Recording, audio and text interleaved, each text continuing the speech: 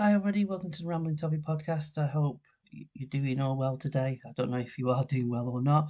If you're still feeling angry and pissed off after yesterday's performance, I hope everybody's doing well this Sunday. Can probably be a little bit more reflective on what happened yesterday, but I'm still seething. I'm still very, very angry, and thinking about how to talk about what's going through my mind at the moment, specifically about the performance yesterday, the tactics, the formation, the players that they brought in, the decisions that were made in that game.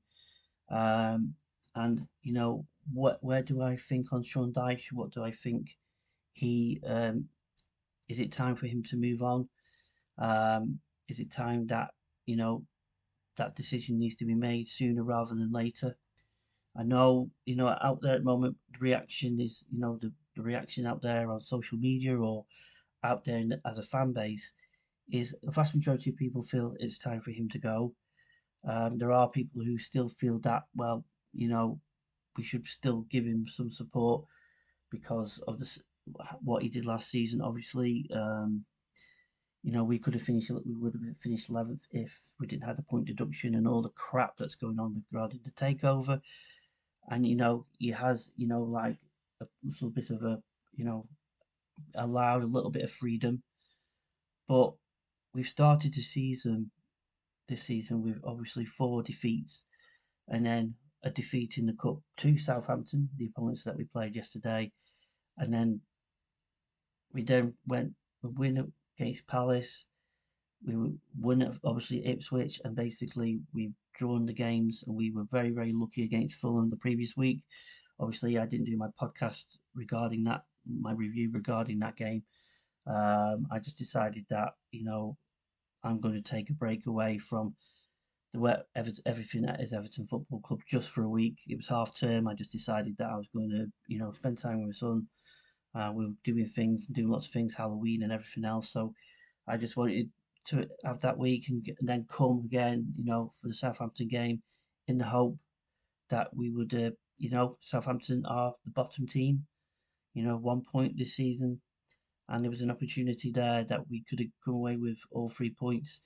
Um, and as I go and get into the game in a moment, and also the team that was selected, and decisions throughout that game, which comes up to what my opinion is of where Sean Dyche is, and should he still be manager now, or should he still be the manager until the end of the season, or when that decision is made by the freaking group when they do come in, hopefully in the next few weeks. I'll come to that and I'll talk more about that as we come to the end of my review of the game yesterday. So obviously, team same as previous week. Obviously, the difference that was in the team was obviously Mangala coming for Decore, uh, and Lindstrom also coming in for Jack Harrison. Obviously, Lindstrom finished the game against Fulham, so they were the only two changes that came from the previous week. Um, but it's same old, same old. McNeil obviously, got an injury last week against the previous week against Fulham, and came in, was back in. He didn't train throughout the week, but he was obviously fit enough to play yesterday. So it was same old throughout the team. So that was okay. That's the way it is. Michael Keane stayed as a centre back with Tarkovsky. My concern was I felt Braithwaite should have started the game. He's our best player. He's our best centre back. He's a value up to £70 million player, sitting on a bench, and and he is fit. I would guess he's fit because he came on near the end against Fulham, and I would guess he's been training like everybody else. So every indication to me is that he's fit enough to start the game. And I don't. That was my first baffling decision why he didn't start. Um, I felt if you're looking at the back, I thought Michael Keane has played well the last few games, and I felt that, in my opinion, Tarkovsky should have been the one to give way and put Braithwaite next to Michael Keane. That's my personal view, and that would have been a good decision. Tarkovsky needs a bit of a rest because obviously he's got injuries. and it would have been, but he continued to play with him, and obviously Tarkowski's probably told him that I can play, and he's decided to stick with stick with the players that he trusts. Basically, he trusts Michael Keane, he trusts Tarkowski, he trusts the team that he's picked. Ashley Young, obviously, and Mikhalenko came back, started again, and he tried to centre back the defensive side, and obviously Mangala coming in, which he did okay when he came on against Fulham for the period of time he did come on. So it was the right decision to bring him back in, and it was to bring him in. But as for a performance, um, I don't know. It's very very hard to understand. We obviously the first half was very very drab. Both teams were just it was just a poor game of football, and it was just waste of time watching, trying to you know create opportunities. And when we did get opportunities, it was the final pass. It was let that ball final pass through or any opportunities that we did try to create. It was just like really poor decision making by the players. Lindstrom was very, very poor in that first half. And if got the ball, trying to get balls into the box, I think the only asset that he has is his crossing. But he was very, very poor. I thought second half he was little bit better, getting the balls in that sense. But nobody was getting on the end of it. Um, but I think one of the things that you see in football matches is that you can create opportunities or get yourself in opportunities, misplaced passes, uh, not finding the right man, the passing and movements not in the right position, nobody knowing what they're really, doing.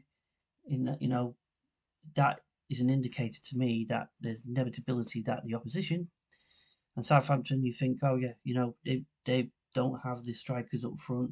Obviously, they've not scored goals this season, and they've conceded for all the games that they've played. The inevitability is going to happen, and it did. And I think the second half was we brought Harrison on for Ndiaye because I think he supposedly had a knock in. He had a knock in the first half, and he came off. But he was a bit disappointed because he wanted to stay on. That's the reaction. What I've read and what I saw. Obviously, I didn't see the full game. I saw the highlights and we sort of listened to the game on the commentary. So I was listening. So that was the decision that was made, obviously, because for precautionary to get him off, but he wanted to stay on. Um, Harrison came on, and just Harrison was just not being that creative player. You got an opportunity, obviously, you put through, and you just dinked the ball over the goalkeeper, and it just went wide. Mangala had a shot, which was great save by the goalkeeper. Keane had a header, which was great save by the goalkeeper. So you can probably say to yourself, well, if they went in, them opportunities went in, then different story. We would have been talking a different game. But it's just the way that this football team is at the moment. That every opportunity that we have, even a really really good opportunity, we're just not taking them. We have Beto who came on for Calvert Lewin. I'll talk about what really confuses me about the decision to sub Calvert Lewin for Beto in a moment. But he came on, he had that chance where the ball came flying at him. He headed it, hit the bar, gone in, different story. They go up the field and score. And we then get obviously the VAR call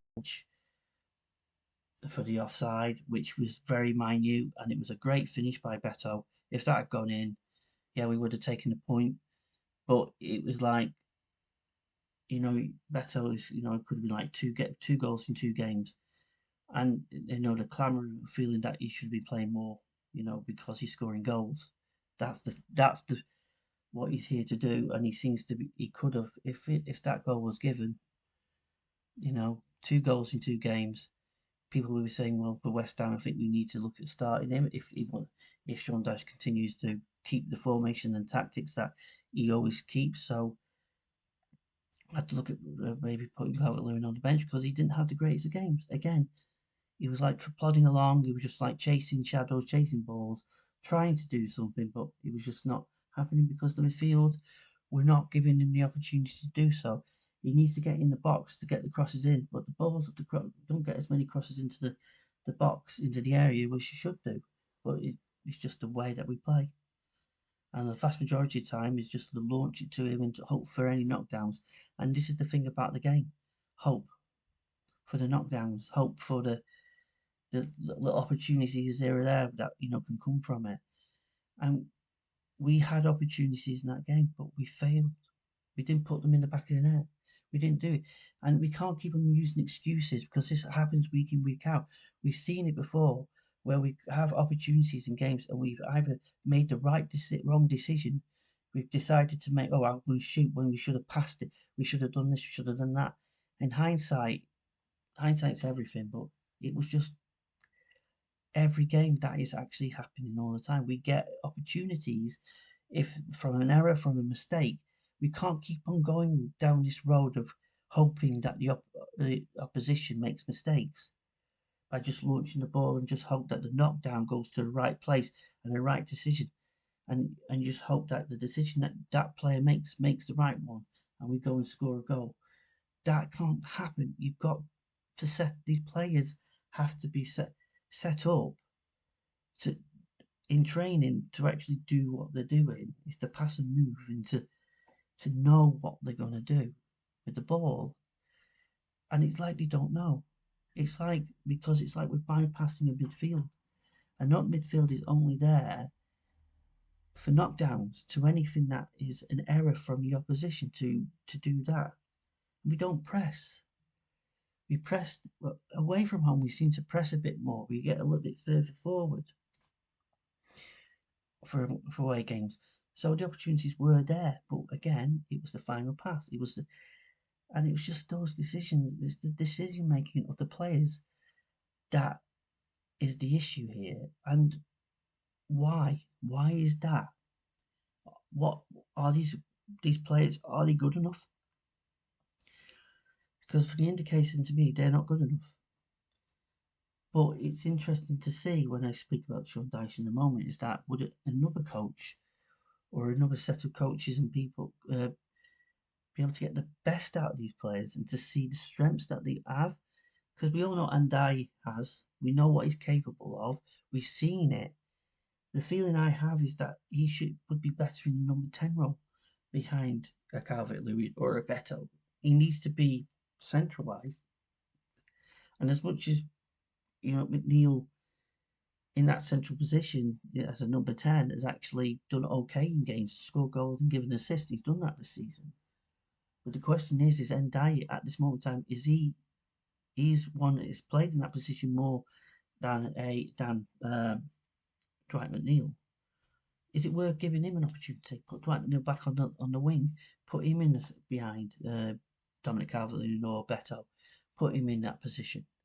Let's see what he can do. Let's see what he can do in the centre, in that area where he can create more. We'll see.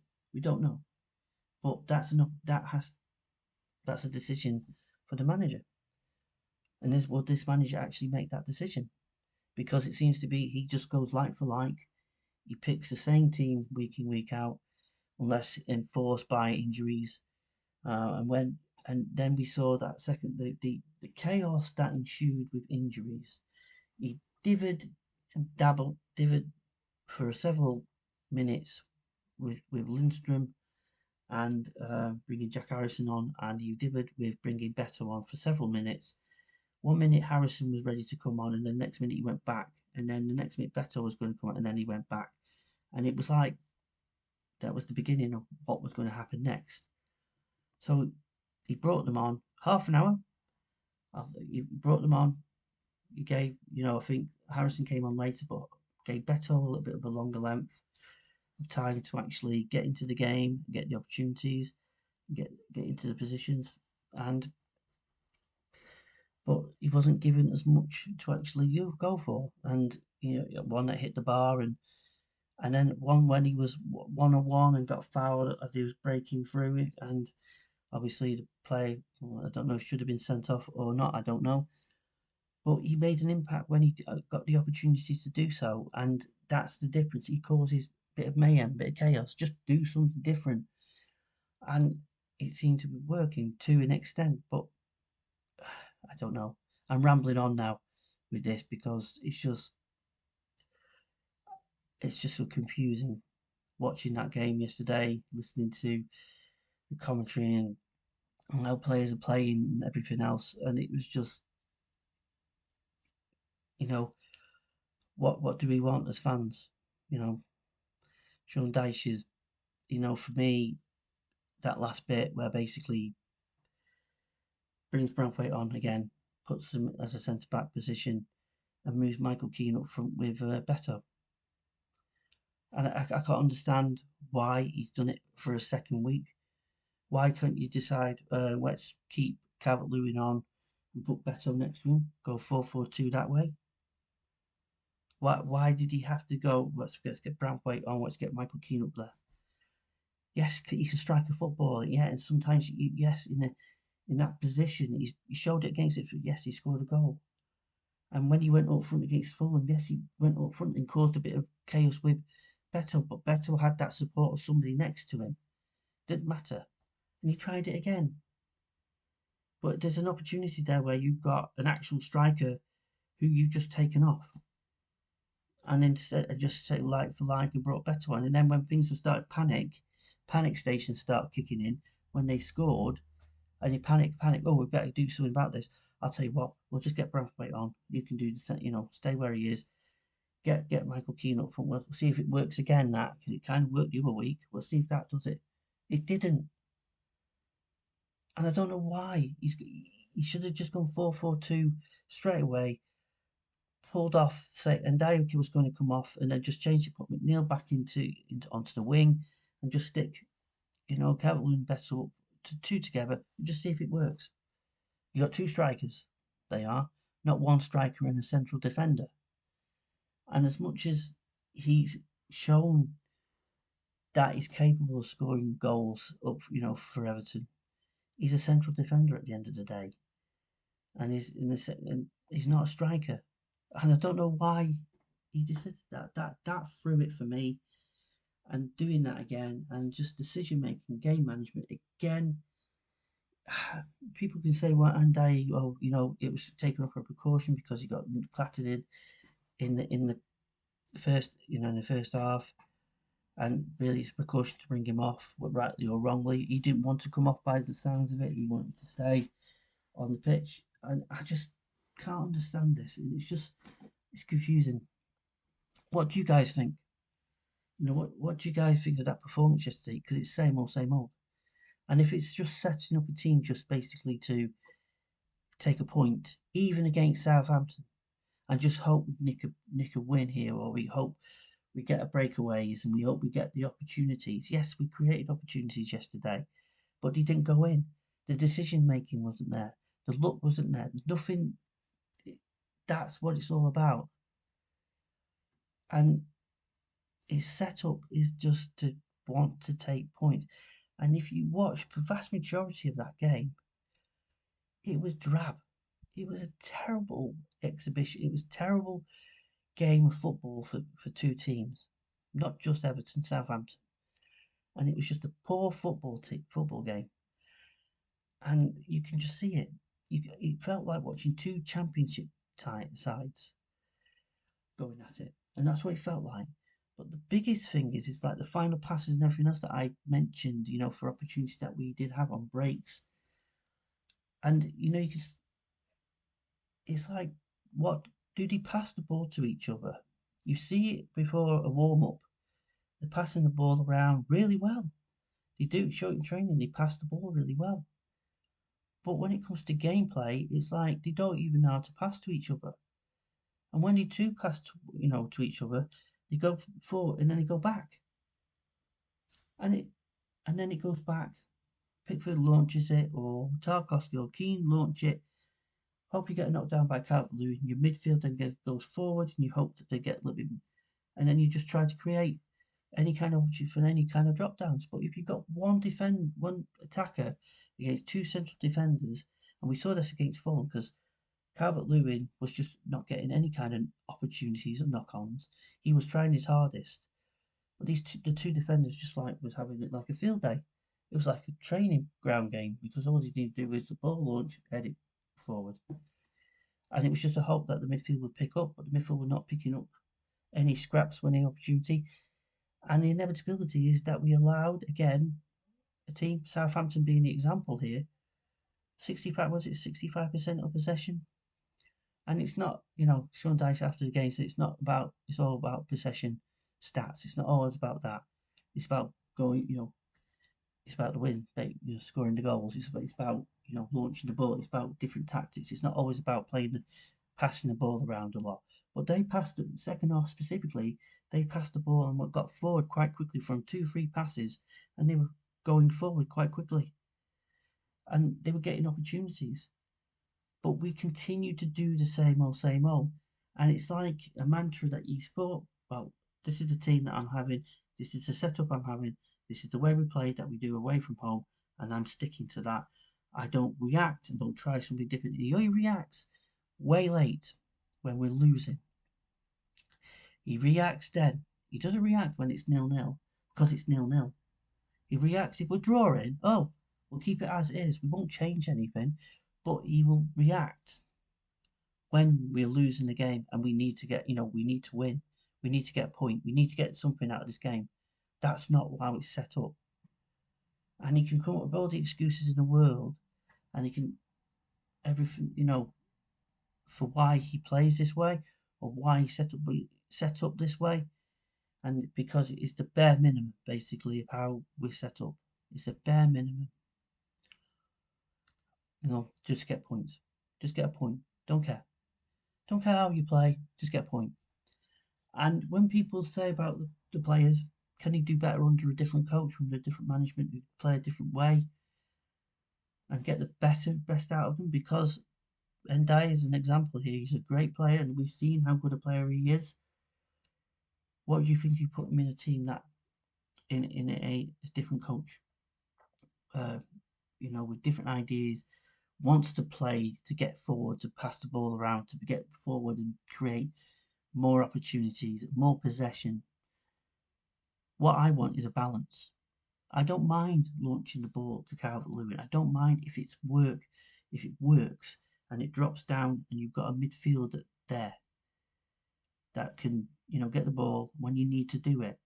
But also I want our midfield, our defence, but our midfield to be better on the football, be able to attack the ball, get forward a bit more, do something different with it. It has to be a balance. When I think about, you talk about the Moyes era, I can talk about the Kendall era back in the 80s. I know I'm going back in time here, but if you look at that team back then, it was an example of because the way the game was back then is you did launch the ball up to the striker. That's how it was. But it was a 4-4-2 formation. It was set up that way. But you got a bit of both. You had players who could pass the ball to each other and to be able to get forward by doing that and playing that way, but also able to mix it up and actually get the ball forward quickly. And you as a midfield, not just back there to be defensive, you're being there to actually, get forward and to help your striker out and to create the opportunities for your striker. Your striker could do two things. One, just be a great header of the ball and get the balls in the box and get the opportunities and scoring that way, but also getting balls through and in between and creating in another way, like a lot of teams do in the Premier League. And that's the way I want to see my team. I want to see my team with a balance like that. But at the moment, it's just like bypass the midfield, get knocked down, try and get knocked down from Calvert-Lewin, who does his job, gets the ball down, and then passes it to the midfield, and then their job is to get forward. But a lot of time at the moment, because the way the setup is that the ball goes forward, it bounces down, and the midfield is way, way, way back. They're not even further forward up the field. We see it a little bit more in away games. Ipswich was an example. Southampton, with the opportunities that we did create yesterday, is an example that we do get a little bit further forward. But a lot of the time we were backing off. I just don't know. And I don't know what he's doing, what his formation, what his tactics are, what he's trying to achieve with the week in, week out. If it's just the bare minimum, I want just to take points wherever you can with every game that you play and set up in that way, then in a lot of ways it's not working. And it comes to a point that in my mind, Sean Dyche, sooner rather than later he needs to leave the football club. I know his contract is out in the summer. I've seen people on social media feel, oh, we have to wait until the summer when he's gone. Hopefully, we'll be fine. We'll be okay. But we've got West Ham next week, and we're playing away. It's going to be a tough game. As much as they're not doing great, but at West Ham, at their ground, it's going to be a tough game. Tough ask, really, to get something out of it. And then we got Wolves. I think Wolves at home. They picked up a point yesterday, and we then go into December when it's going to be a very, very difficult month because we've got the likes of Liverpool, Arsenal, Manchester United, Man City, and Chelsea throughout that December period, and it's just like we need to get some points on the board, and I don't know when we're going to get any from December. And I hope by then that the freaking group have come in and they've taken over and they can make the decision on the manager, because if we lose next week and if we continue to not perform, pressure will be mounting, and they are mounting right now. But my feeling is, and I've said this all along, is that it's time for the manager to leave. It's time to go, but who can make that decision? And that's the question. As much as I would feel that it's time for him to move on. And we can all talk about last season and say, well, he did well last season. He did great.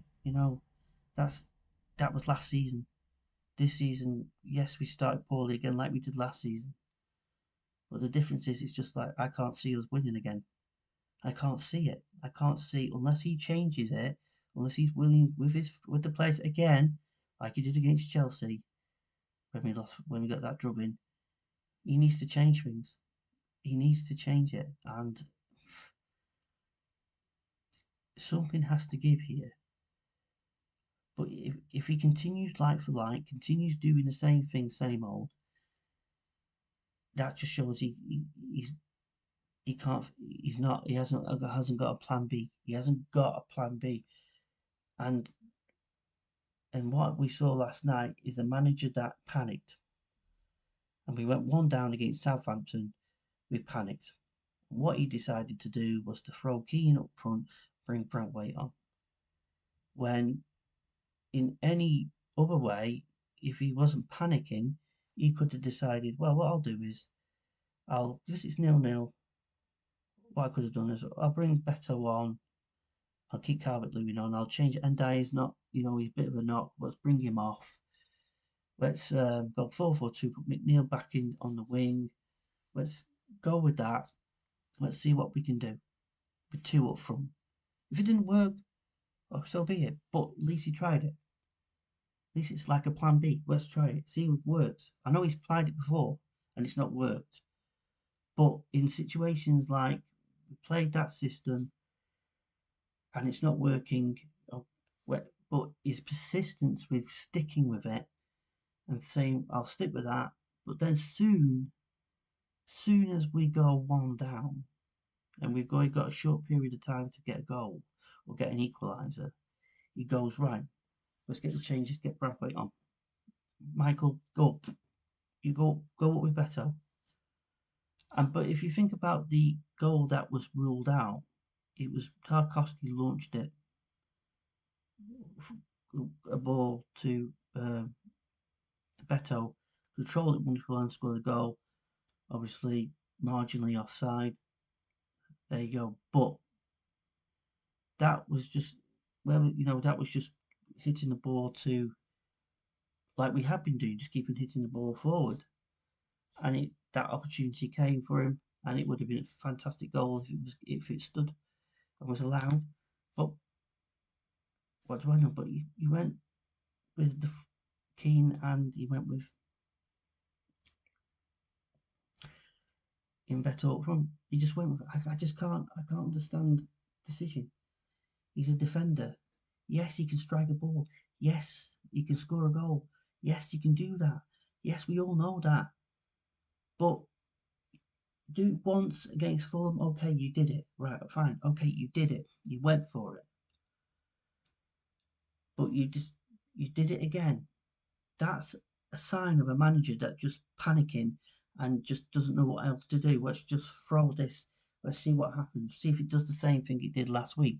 And okay, it nearly did work in a sense for the the goal that we equalised, which was obviously chalked out. But as I just said, it was a Tarkovsky just hit the ball forward to Beto, who got himself into a position and scored. I don't know. Let me know what you guys think. But I just think when managers are making those type of decisions, writing's on the wall, and it's been on the wall for a while. And I can understand people saying, well, it's the first defeat in 5 games, 6 games. It's the first defeat in 6 games. We've been unbeaten for 5. We're picking up points. We're doing that. That's the bare minimum. But the performances, even that period of time, have not been great. And we've always seen flashes of doing well in games here or there. And that's, we had a 15-minute spell against Palace at home in the second half where we got 2 goals and then we were able to ride out and got the win. The Ipswich game, we're playing Ipswich obviously, and we got that goal by Ndiaye straight quite early on, and I think from then on in, it was just a good performance in a sense. It was an okay performance, but the second half we obviously got the second goal by Keane, but then the second half we just like backed off again. We just became a very defensive team and just went. We'll just sit on this until we for the 2-0 win, and we came through that one. But they were, but as the game went on in that game, they were getting more and more of the possession. They were getting more and more chances going forward. Could have been on a different day, then the opportunities that they might have had, they might have created and scored in. It could have been a different story. So, what do I know? Anyway, my my feeling is that it's time for the manager to, if the opportunity is there, I don't know. Can Freakins actually speak to the director of football or the CEO, the current who's in the interim, and say, pull the trigger. We're close to completion here. I think we need to start looking at another manager to come in and take this club forward, because it's one of the things that's coming into my head is if you make the decision now, we've got a situation where we've got West Ham next week, and then we've got an international break, so we've got time to bring, if there's anybody else to come in, an opportunity to come in. But also, we then got a situation if we bring in a coach that's going to be here for a long-term scenario, if that's the decision of the new owners when they do come in, that when they come in, when that person comes in, we'll have the second part of the season, him to bed in with the players and everything else, and then we can start looking at the summer. Because if we keep Dyche and we continue in this direction and we continue to make performances like this, then you know we might be even worse off. If we lose this to West Ham next week, and then we can continue on a vein where we can't pick up results, and then we go into December and can't pick up results against the top 6 teams that we're playing, the questions are going to be asked. Because if we're going to be right down the bottom end, as much as people think we're not in the relegation scrap yet, we're not in relegation, we're near it because we're dropping points. So, that's the question.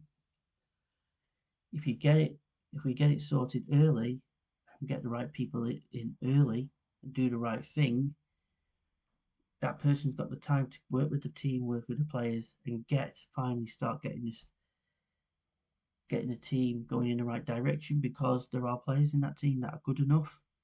I think that we'll be fine going into the second part of the season, and I think we'll get into Bramley Moore, but we'll have that person in, and we'll have the right, hopefully the right setup, the right people in to start moving the club, moving the team forward.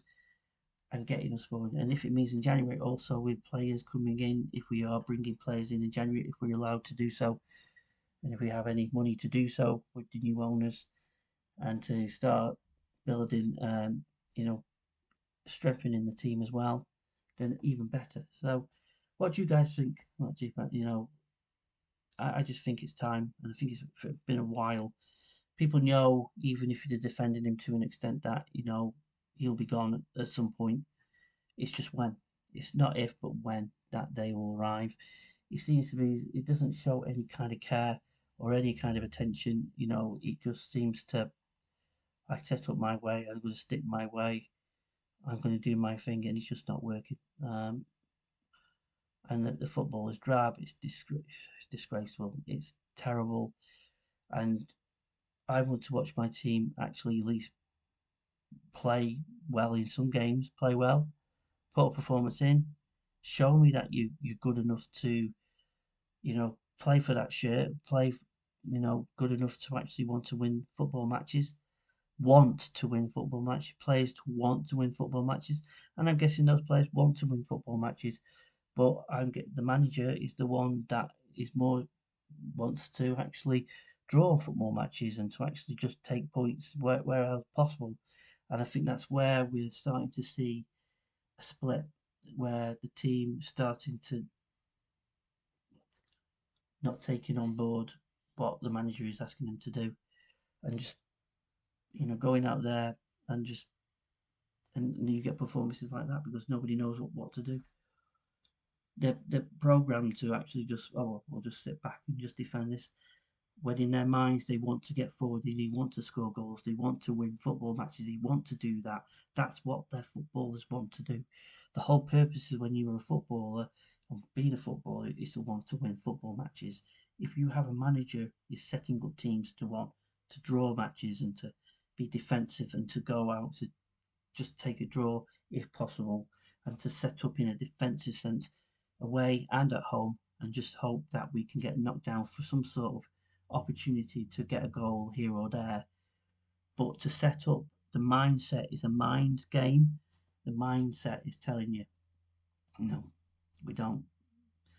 The mind is, you know, we have to step back. And as much as you want to get forward, and as much as you want to get do that job, your manager's telling you, no, stay where you are. You do what your job is, but you what your role is.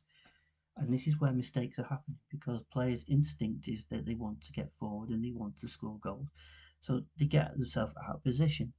They get forward a bit too quickly. They get themselves, and when they do get forward and get an opportunity to get forward, the final pass is not right, because the other player is getting back into position, because they're told to stay in positions. They're not being taught in training, not being shown in training to get forward. They've been told to stay in the positions that they've been given. When you get the ball, pass it out, do what you've been doing in training, and then get back into position.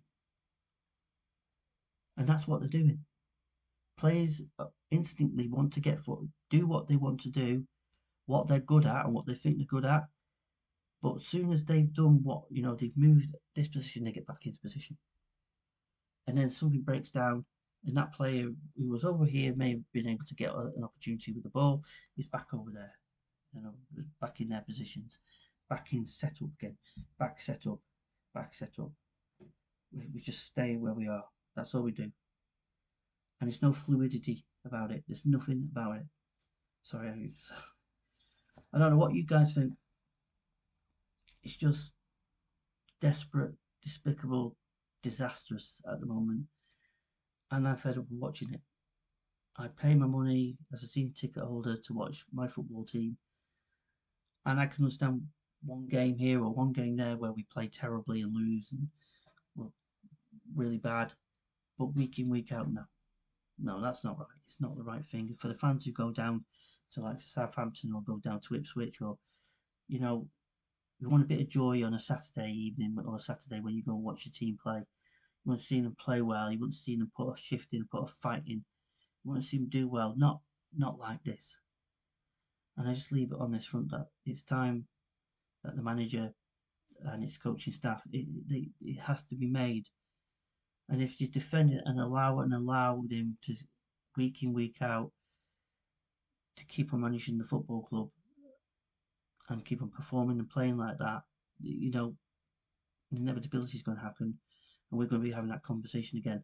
It's going to be like a roll full circle. Why Sean Dyche came to the club in the first place, because of where we were in the table, and it's going to happen again. And we all had this little confidence in our mind, thinking that the 3 teams below us, oh yeah, they're probably going to end up going back down. All it takes, Ipswich drew, they could have won, but they drew in the end. But all it takes is like Southampton beating us. They get a bit of confidence, they might start playing better. That's how it is. And we've got a tough period of the next few weeks. Next couple of months is going to be tough.